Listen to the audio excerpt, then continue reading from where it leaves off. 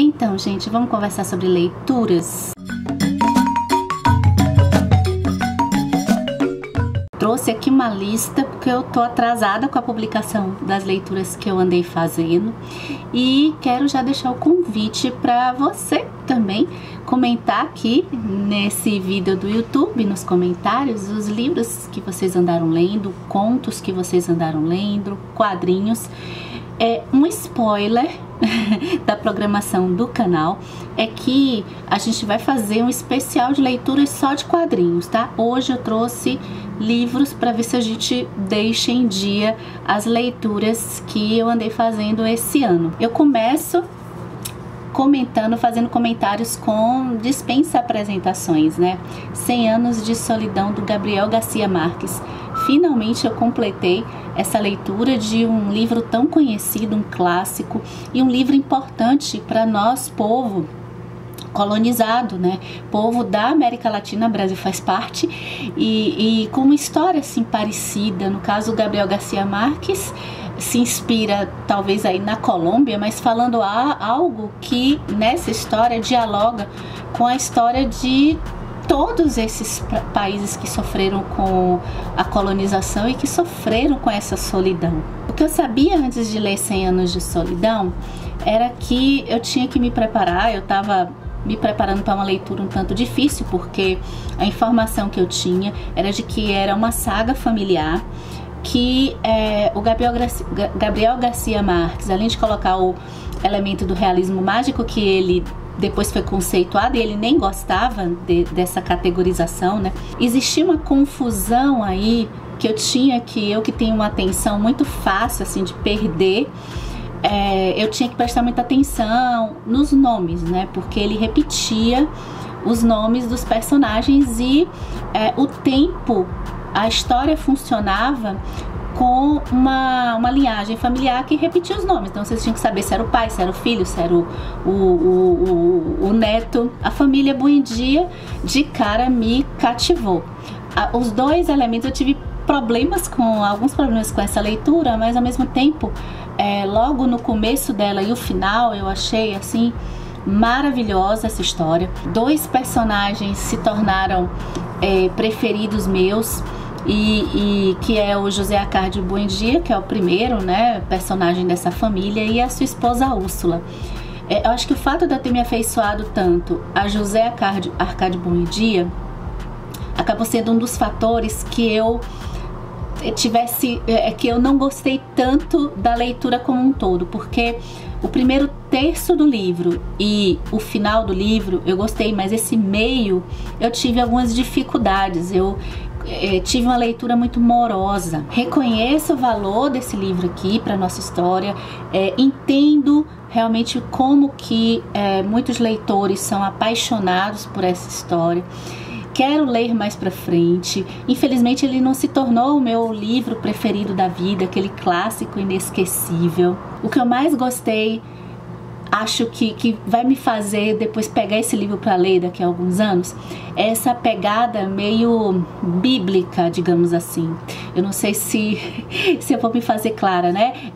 Esse tom de Gênesis, né? De mitológico que a história pega. Vamos ao próximo. Olha, esse aqui, Mulheres, Mitos e Deusas, ele é uma compilação de histórias diversas, mitos, histórias de fadas, rainhas que realmente existiram, organizada pela Martha Robles, acho que fala assim, e que é uma espécie de livro de consultas. Ele tem essas histórias de modo muito resumido, para quem é curioso ou curiosa com a mulher nessas lendas, nas mitologias, até na história. Quem tem essa curiosidade e não conhece quase nada, né, conhece pouquíssimo como eu, acho que vale muito a pena, e até um livro para consulta. Agora, eu acabei pegando ele desde de maio desse ano. Eu tô realmente lendo as histórias, pulei poucas que eu não tive interesse. Achei a escrita em algumas das histórias de mulheres aqui, a escrita um pouco truncada, com muitas inversões. Aí eu não entendo de tradução, não sei se o tradutor, a tradutora, deixa eu falar então, né? Se quis preservar a tradução de William Lagos e Débora Dutra Vieira. Então, assim, existem escolhas, né, de preservar o próprio texto original.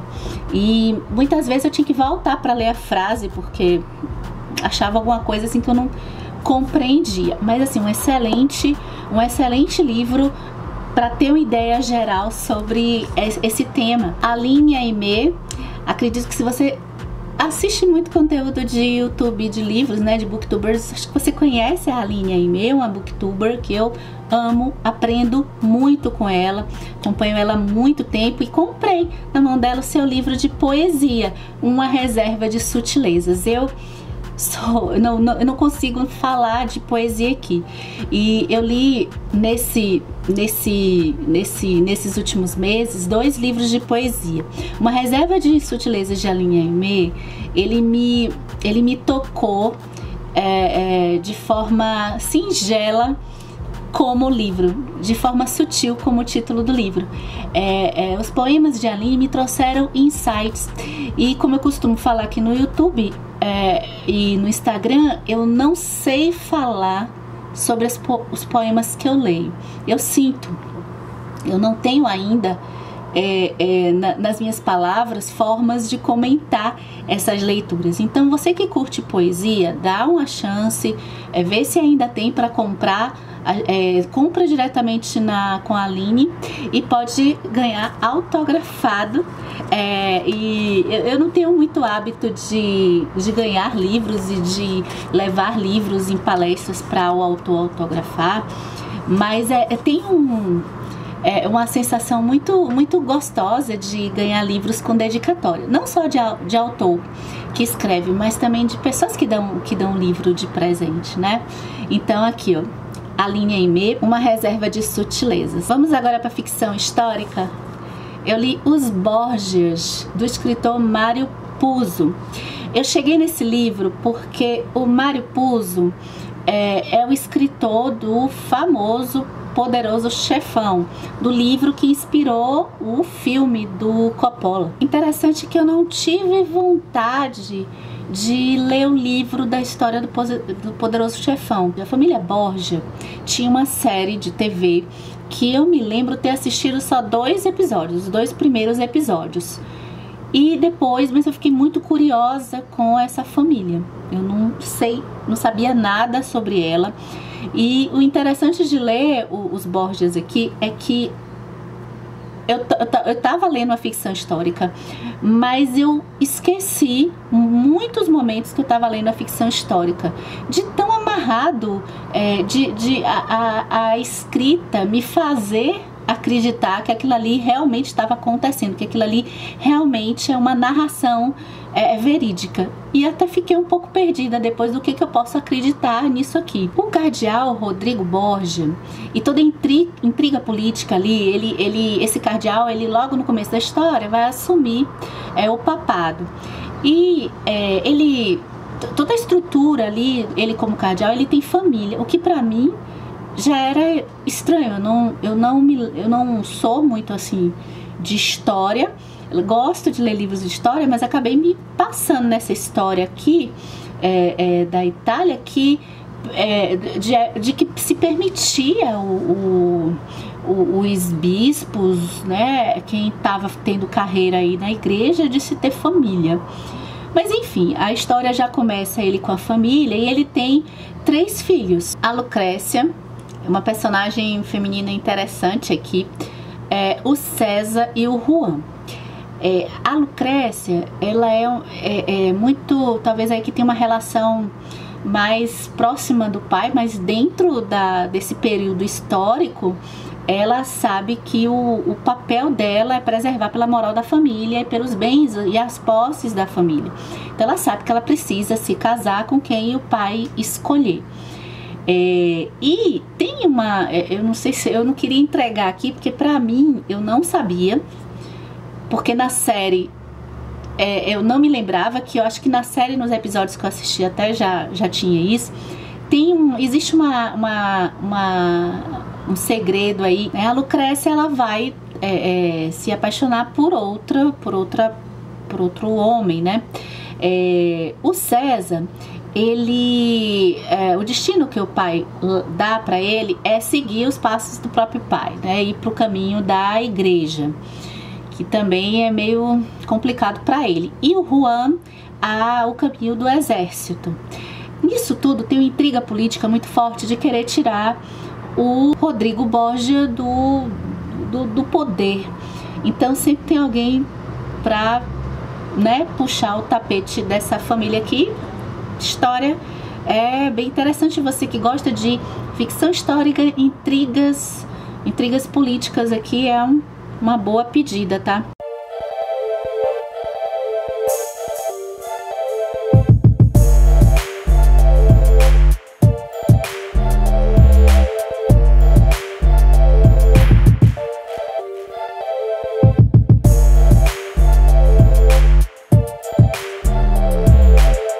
Vamos sair da Itália e vamos para a República Dominicana? Sim. Pela primeira vez eu conheci uma escritora da República Dominicana, a Júlia Álvares, com seu Antes da Liberdade. Uma história muito bonita e que me pega logo de cara pelo fato da narradora da história ser uma criança. É uma menina que tá saindo na faixa aí, indo para adolescência, né? Ela tá naquela fase de que o corpo já tá se transformando, mas ela é ainda uma criança, e ela vive aqui com a sua família num período de extrema ditadura na República Dominicana. E a sua volta, a gente vai ver pelo olhar dela as transformações que vão acontecendo ao seu redor com relação à própria família, tios e vizinhos que do nada precisam sair para os Estados Unidos para fugir. E o que eu achei assim de mais bonito nessa história é justamente essa inocência da Anitta num regime de ditadura. E esse livro me trouxe uma reflexão nos desdobramentos que ele tem, de se esconder, de não poder falar nada, e ela assim, uma criança, não poder dar informações, de como que ao mesmo tempo ficar ali na República Dominicana traz mais perigo, e como que pessoas arriscam a sua vida por um ideal de liberdade, né, para retirar um opressor do poder. Eu fiquei pensando como que nós muitas vezes usufruímos de uma vida boa, de certa forma, uma vida livre, e será que a gente valoriza que outras pessoas perderam a vida, outras pessoas se sacrificaram? O tema do sacrifício, em algumas leituras, acho que vocês já andaram percebendo, que tem soado muito, muito bonito assim pra mim, né? Eu tô percebendo esse tema do sacrifício com um olhar que eu não tinha antes, mas isso é a vida. É a gente ler histórias para entender a nossa história e a gente transformar o nosso olhar de leituras que a gente faz. Algo que passa batido, uma época que a gente está lendo, quer dizer que a gente identifica, mas a gente não toca tanto nosso coração. Em outro momento da nossa vida aquilo toca, né? E vale a pena, eu acho que conhecer, ampliar o leque de leituras, o leque de histórias, é algo que a gente tem que fazer um movimento. Ele não vem se a gente fica somente por aí observando o mainstream, né? O mainstream é cair no lugar comum. E esse livro, eu não conheceria ele, por exemplo, se eu não acompanhasse a Jéssica Matos, do canal Jéssica Matos, que tem um projeto de divulgação de literatura latino-americana estupendo e que traz, assim, esses livros, histórias muito bonitas. E olha, gente, eu tenho percebido em algumas leituras que eu faço, assim, mais... e conteúdos que eu assisto. Aliás, eu vou fazer um parênteses e recomendar que dicas fora dos livros que ajudam a ampliar mais, a melhorar mais a minha experiência de leitura, esses conteúdos eu dou a dica lá nos vlogs daqui do canal, tá? tá? E eu tava assistindo o pessoal do Universo HQ, que eles têm podcast, e já recomendei lá nos vlogs também, e descobri, por exemplo, que tem uma história que se chama Mocha Dick, que saiu o quadrinho até aqui no Brasil. Antes ele só era publicado no Chile. E o Mocha Dick, de cara, vou botar aqui a foto, né? De cara, se você vai pensar como eu, você vai, que isso, é Moby Dick? E aí eu descobri que o Melville, ele se inspirou numa história chilena, né? Não essa história do Mocha Dick, mas a história realmente de que existia um homem que foi tentar matar uma baleia, né? Então, gente, a gente descobre, por exemplo, esse ano também, que 11 de setembro, quando a gente fala, a gente só pensa em Estados Unidos, né? Óbvio, a gente pensa nos atentados de 2001, mas a gente tem o 11 de setembro de 1973, se eu não me engano, que foi um golpe militar do Chile que matou muitas pessoas, né? Realmente um número muito até maior de pessoas que o 11 de setembro. E a gente não vai lembrar se a gente, às vezes, não buscar essa informação ou não diversificar o conteúdo para saber um pouco até da nossa história, da história da América Latina, que está mais próximo da gente, da história de países do continente africano, que também tem um vínculo aqui com a nossa história também. E é isso, fica a dica. Gente, eu acho que eu deixei o meu livro na casa da minha mãe, então vou deixar a foto de Como Ser Antirracista, do Ibram X. Kendi. E esse livro foi um livro que eu demorei um pouco durante a leitura. Eu acho que eu deveria até ter lido ele mais rápido, assim. Eu acho que às vezes eu perdi a conexão entre um capítulo e outro. O título é autoexplicativo, nem tem muito o que eu falar, né? Eu não sei se vocês conhecem um livro que ficou super bem vendido, ainda é vendido, da Djamila Ribeiro, a filósofa nossa brasileira, que é um manual, Pequeno Manual Antirracista. Eu li, e um pequeno manual antirracista apresenta dicas e algumas teorias do que é ser antirracista e do que é ser racista, ao mesmo tempo que ele passa por comportamentos de modo geral, dando essa explicação que eu acho interessante a gente estar atualizado para o nosso século XXI. O livro Como Ser Antirracista pega essa mesma mensagem, só que se você, que nem eu, né, leu o livro da Djamila, viu o amparato geral muito importante que está aí, mas deseja às vezes ler algo de ampliar mais, né, com mais exemplos, com maior complexidade, aí eu recomendo esse livro. Foi o meu caso, eu busquei uma dica do professor Adilson Moreira, que eu falo muito dele aqui no canal. Eu gosto muito do material dele. No Instagram, eu não sou muito de andar no Instagram, mas o que eu já li dele do Instagram é excelente. E daqui do YouTube, as palestras dele são maravilhosas, e é ele que fala sobre racismo recreativo, esse livro aqui da coleção Feminismos Plurais lá da Djamila. E ele recomendou o Como Ser Antirracista. Ele deu uma lista de 5 livros que ele recomendava, que foram muito importantes para ele. E o que o Kendi faz, que eu vejo como diferencial? Ele dá muitos depoimentos práticos, tanto da vida dele quanto da vida de outras negras e de outros negros. Então é um livro mais amplo e um livro dividido por tema, o que eu achei bem interessante. O probleminha que eu tive é que eu queria fazer mais o link, se eu pudesse. Agora eu não tô com vontade de reler, mas eu fui lendo muito fracionado, assim, demorando muito entre um capítulo e outro, tá?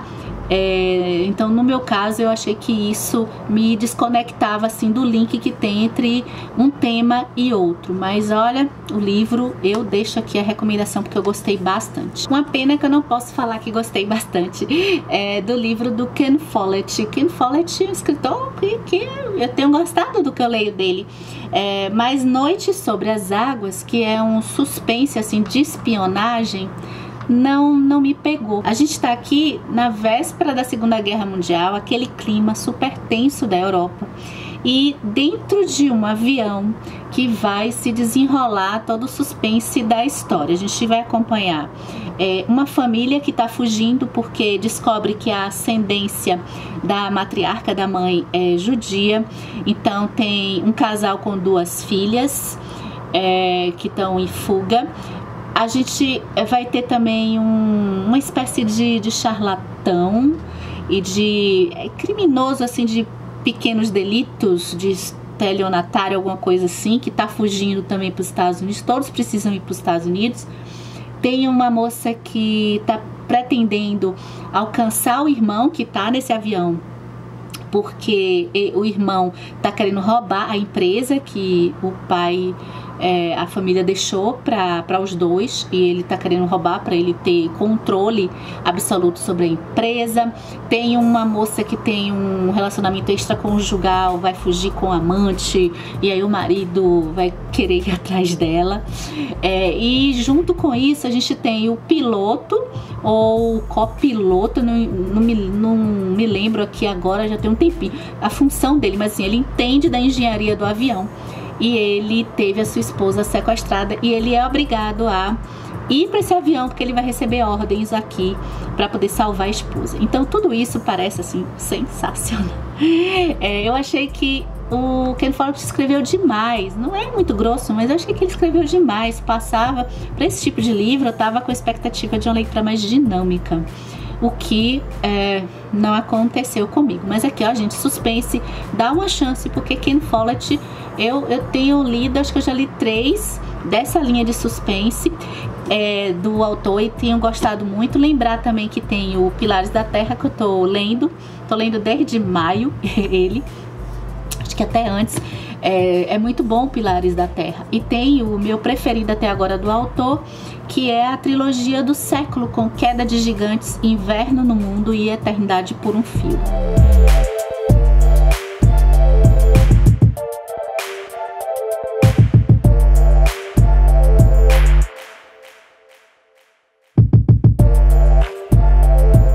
Vamos para a Nigéria agora com Fique Comigo, da escritora Ayobami Adebayo. Eu gostei demais, assim, eu tava esperando, vamos lá, né, vamos ver se vai ser tipo Bucha Mecheta, Chimamanda.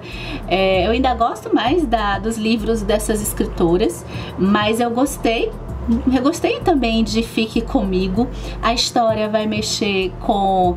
vai tratar de poligamia, a história vai falar de maternidade. O começo desse livro me remeteu muito às alegrias da maternidade da Bucha Mecheta. Vou deixar a foto aqui, caso você não tenha assistido aos outros vídeos de leituras, né, de diários de leituras. Porque a autora, ela mexe de um jeito, ela consegue mexer com um jeito que tem uma conexão com a protagonista de As Alegrias da Maternidade, nessa busca por ser mãe, e sobre a cobrança também familiar e a cobrança interna. Ao mesmo tempo, ela cria uma autenticidade na sua protagonista, que é Iegidi. Na verdade é Iegidi, eu sempre troco. A Iegidi, ela acaba sendo única no Fique Comigo, porque ela realmente tem essa obsessão muito interna. E como tá tudo relacionado com ao tema da poligamia, porque é legítima a poligamia aqui na Nigéria, ela sente também, e ela gosta muito do marido, né? Ela sente um afeto por ele. Então ela sente que esse vínculo ficaria ainda mais forte se ela tivesse o filho, e pensando numa possibilidade dele não se casar com uma outra mulher. Bem, essa questão da gravidez, eu não sei, eu acho que eu não devo falar o que acontece, apesar de ser pouco no início da história, não é tão, não sei, eu acho melhor não falar, porque pra mim, eu fiquei em choque, eu gostei da sensação. Então acontece uma coisa com ela, que vai trazer um outro tema ligado à maternidade, que é um tema que eu nunca li personagem que passasse por isso. Então, assim, essa temática eu amei. Às vezes eu me desconectava um pouco da história, acho que pelo momento que eu estava vivendo de dificuldade de leitura, mas existem alguns momentos que os pensamentos da Iégide se repetiam, sabe? Ela demorava um pouco de sair daquela condição que ela estava. Parecendo que ela não ia avançar, de se desenvolver como personagem.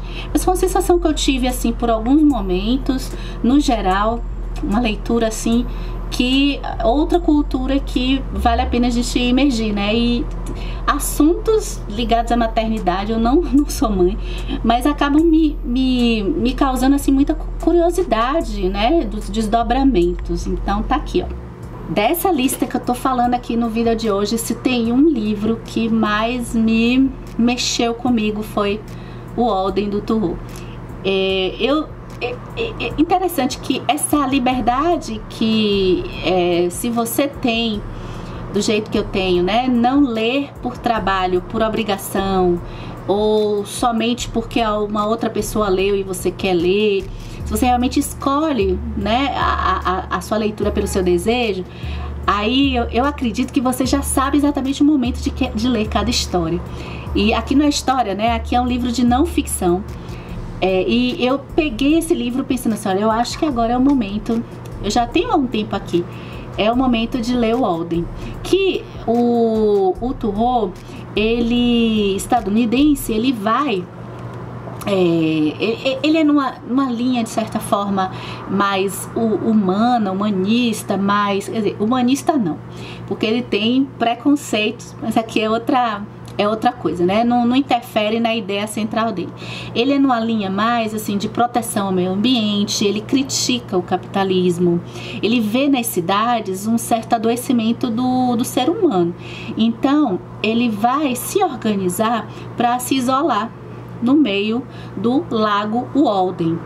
O Walden é o título do livro, que é o lago que ele fica lá, numa cabana que fica, acho que é 1,5 km de um vilarejozinho. Então ele fica lá sozinho. Nessa atitude, ele vai questionar algumas coisas da nossa sociedade, especialmente do comportamento da modernidade, né, que vem aí pegando, né, firme no século XIX. E isso conversa muito com nós, porque a gente tá assim, sei lá, num negócio ainda... Se já existia esse adoecimento, e o olhar do Thoreau é muito pra frente também, de ver os males que isso tudo vai gerar. Aqui um comentário particular meu é que eu penso também que existe um lado... não é só coisa negativa que tem a questão de tecnologia, ciência. A gente não iria se curar de muitas doenças se não fosse a tecnologia. Por outro lado, novas doenças chegam, né? E a questão mais aqui, foco do livro, que eu acho que é até mais a minha crítica da tecnologia, é como nós usamos, como nós precisamos, muitas vezes, forçadamente, porque senão a gente não consegue sobreviver ou resolver as coisas, se sufocar de tecnologia e que leva a gente a ter comportamentos robóticos, né?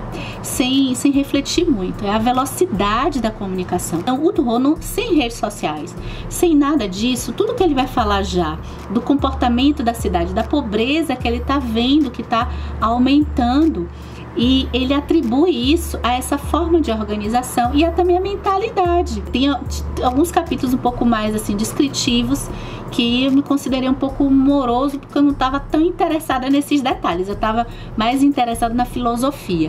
E outros que ele vai falar, por exemplo, como é que ele recebia pessoas na casa dele que ele nem conhecia, ele deixava a porta aberta, as poucas vezes que ele foi nesse vilarejo, e que, quer dizer, poucas, eu não sei se foram poucas, tá? Mas assim, algumas vezes ele ia, e como tem um episódio que acontece com ele aqui no vilarejo, que é bem crítico mesmo da nossa sociedade. Tem a parte em que ele fala sobre a organização financeira, e que também é bem legal. Olha, eu tenho um questionamento que eu fiz. muito mais pro final desse livro, do meio pro final, que depois eu fiquei pensando nisso e eu queria jogar aqui na roda pra vocês.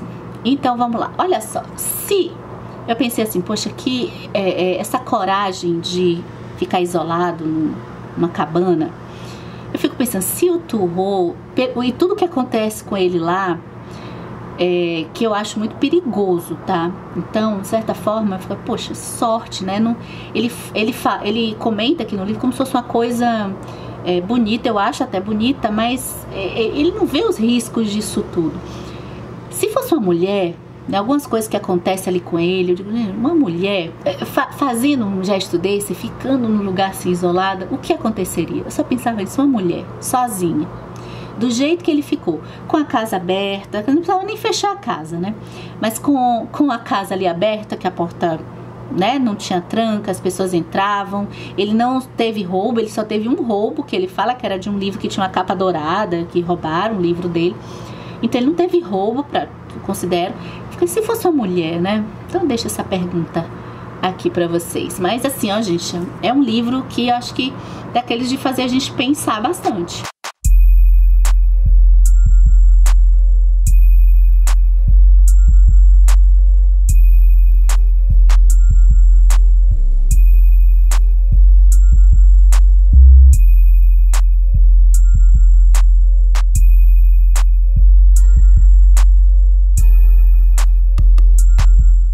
Não ficção e que não ficção, gente, eu fiquei...